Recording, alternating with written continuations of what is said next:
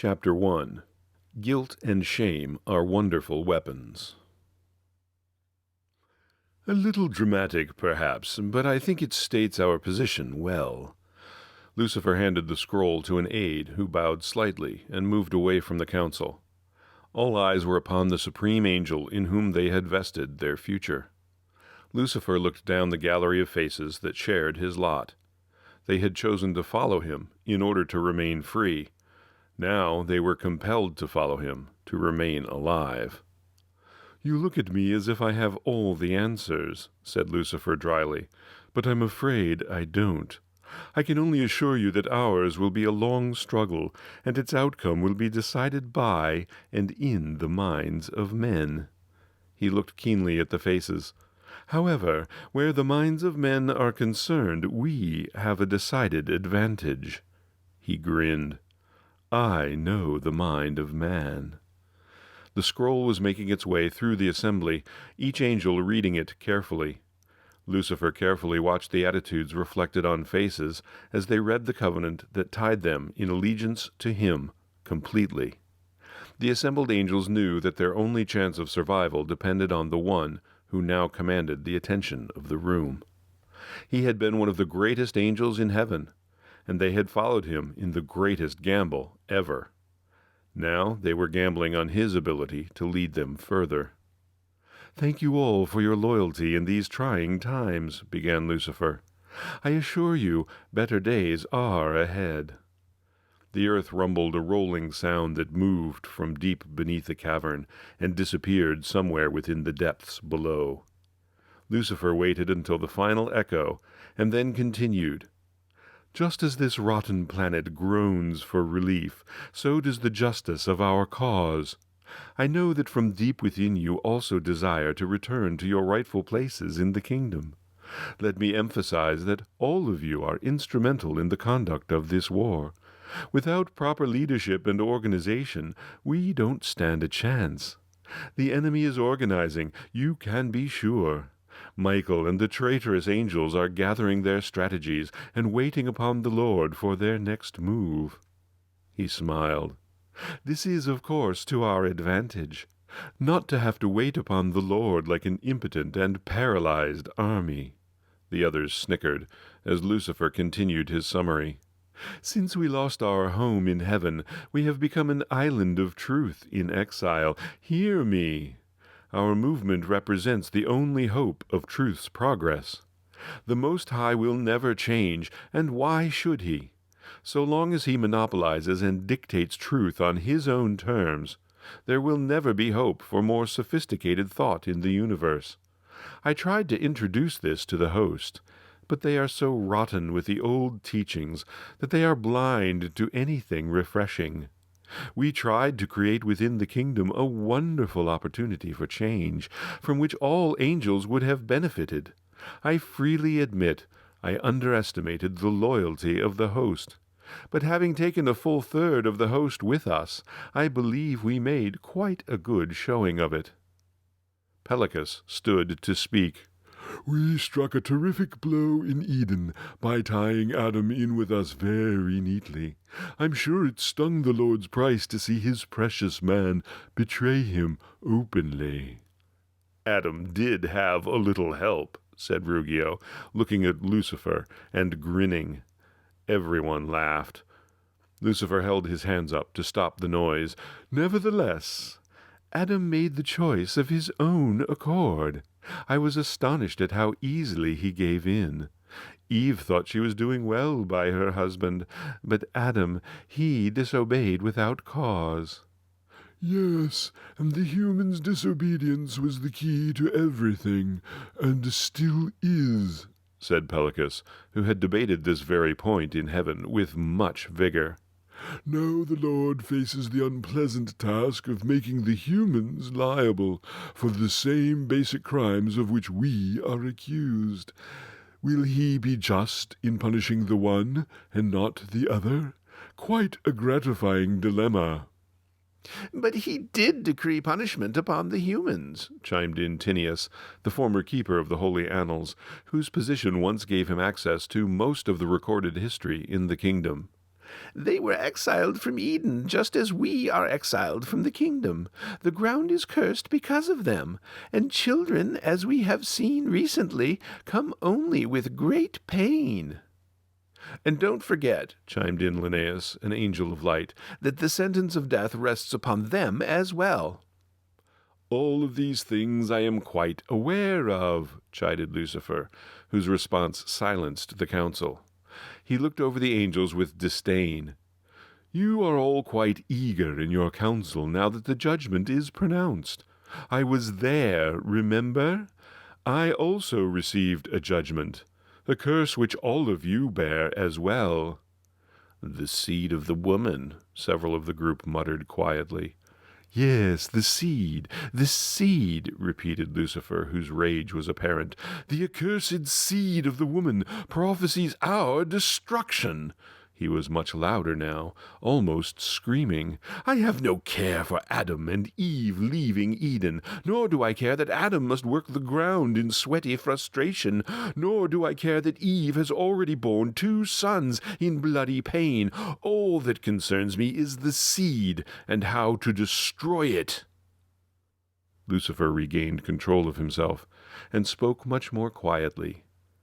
"And the seed is why we are met today. Though a child of Eve portends our destruction, it is in the child's destruction that we may yet find our deliverance." Lucifer continued the briefing. "I have worked alongside Rugio to divide our angels into principalities and powers, legions and troops. There can be no mistake as to our intentions, nor to our standing in this cursed world."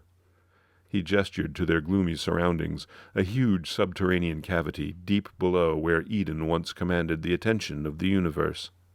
"It certainly lacks cheeriness. Nevertheless, though many of you hate it here, I prefer the seclusion of this cavern. The reason I called you here is to motivate you in your tasks, for unless we overcome the Most Holy One, ours is a dark, bleak future indeed, much like this dreadful place." As he finished these words, a large drop of water fell to a dark pool, the sound echoing through the chamber. Lucifer snickered at the well-placed timing of the droplet. "This place reminds us that time is against us. Drop by drop, we inexorably await our doom. Pelicus will now summarize our situation both here and in heaven. Following his report, I will give instruction as to specifics in the strategy of the war. We will conclude with the adoption of this most holy covenant. You will treat Pelicus and Rugio as if they speak with my voice," said Lucifer, motioning to Pelicus to begin, "for indeed they do." "Thank you, my lord," said Pelicus, taking his place in the center of the circle. "And I might add that if we do not speak with one voice in this undertaking, we shall not speak with any substance. We must remain united in this effort." The demons nodded in agreement, looking to Pelicus, their supreme leader in matters of wisdom and philosophy. Pelicus had come to be Lucifer's chief spokesperson, passing down pertinent information through the levels of leadership that had recently been created. He also was considered the expert in all issues of doctrine and teaching, the caretaker of the true teachings that had been compromised by those angels still occupying the kingdom in the name of the Most High God. Pelicus masterfully outlined the current position that the once holy angels now found themselves in. He fostered no lofty illusions, as their predicament was a precarious one that required utmost care and resolve. Step by step, he recounted how Lucifer had legitimately attempted to be named the steward of the now cursed planet, how the Council of Elders had put forth his name in nomination, how their efforts were subverted by a particular group of pandering angels, how the host had been won to the other side, how they were subsequently betrayed, as were all angels, when the stewardship was handed over to Adam, how they were unlawfully forced out of heaven, how Adam had proved unworthy and handed the authority of the planet over to them, and finally, how their greatest challenge lay not in battling angels for control of heaven, but in compromising the woman's seed and denying the fulfillment of the prophecy. "Excellent summation," said Lucifer, as Pelicus took his seat once more in the council. "I am astonished that with such incredible talent on our side, we are the ones who find ourselves convening in a dreary cave." The room exploded in laughter. "Pelicus is quite right, however," continued Lucifer. "The seed must never be allowed the chance to prosper. That point cannot be argued." "So how do we stop it?" asked Tinius. "How do you stop something that the Lord himself has prophesied? Why can't Rugio simply kill Eve and her brood and be done with it?" A few of the angels affirmed the suggestion. Lucifer shot a knowing glance at Rugio, who stood to speak. "As you are aware," began the warrior who had once commanded one of the most prominent legions in heaven, "the thought of destroying the humans has already occurred to us. I sent my greatest angels, so that you might not soil your hands, Tinius." The assembly laughed at Tinius' expense. "But we cannot overcome them. We can only harass them, agitate them, approach but not really touch them." "Then what good are our warriors?" asked Tinius. "What good are principalities and powers that cannot exert force? Is there no way to defeat these creatures?" Tinius was beginning to make Rugio angry, but he maintained control. "Before Eden they were protected by God's presence. What protects them now that his presence has deserted them?" Rugio looked to Lucifer, who smiled and took over the conversation. "We can overcome them, Tinius, provided they allow us entrance into or control of their minds," Lucifer said. "That they allow entrance? You think they will ever trust us again?" asked an exasperated Tinius. He threw up his hands and shook his head in disbelief. Lucifer looked directly at Tinius. "Trust is something you must win, Tinius. It is rarely offered. Will they ever trust a serpent again? I doubt it. They are acutely sensitive to their predicament right now. They still live in the shadow and sting of their disobedience. They have a very healthy fear of the Most High, because they know they are guilty. That is why I said the battle is in the minds of men." He now addressed the group. "So long as the humans remain vigilant and closed to our purposes, they are reasonably safe. We can only suggest, tempt, and compel, even harass and frighten, but we cannot actually touch them without their consent, whether that consent is through ignorance or invitation." "Then how can we possibly win?" Tinius blustered. "They are on their guard. If they know we can be kept at a distance, then how can they be destroyed?" "You just gave the answer, Tinius," said Lucifer. "If they know. They don't know. That is the key. Again, I say that the only reason Adam and Eve are resistant to our ability to completely destroy them is that they are still living in the wake of the catastrophe in Eden. They are guilt-ridden and ashamed. Guilt and shame are wonderful weapons.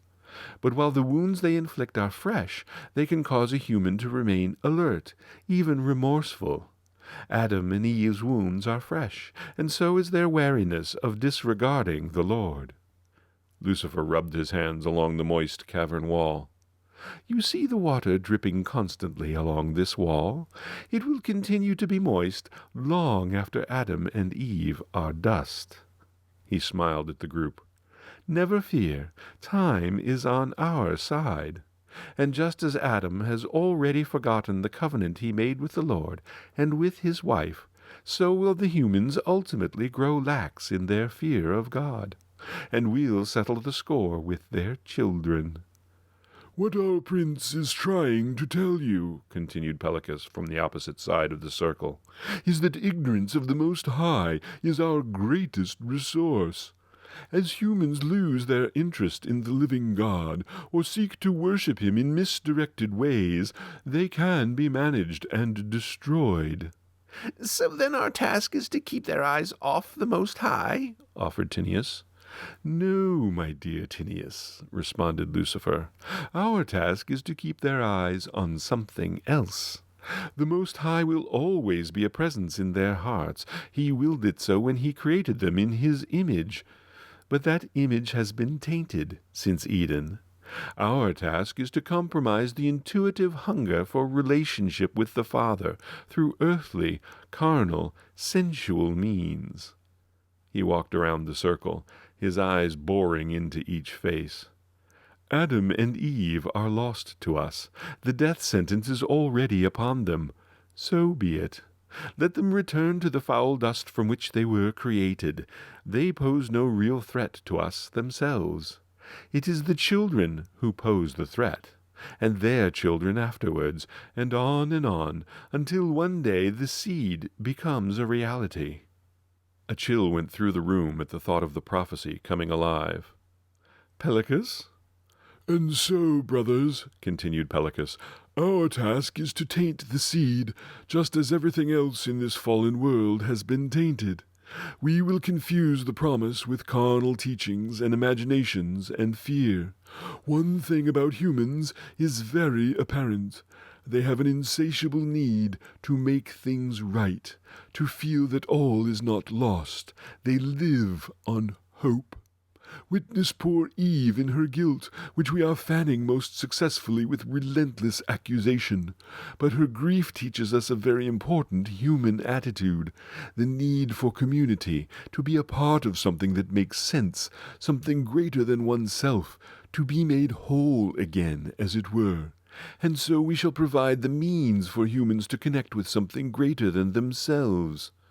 He grinned, and made a sweeping gesture to all present. We shall provide them something godlike. He glanced at Lucifer, who spoke up. Think of it, Lucifer said, purring his vision to the room. All of you will become like gods to the humans. They will one day bow to you, sing praises to you, build temples to you. You will manipulate simple elements like fire and create the illusion of power, making these beasts believe that the power resides from within. Vel, you always saw yourself as a warrior god. Tinius, imagine great images built in your honor.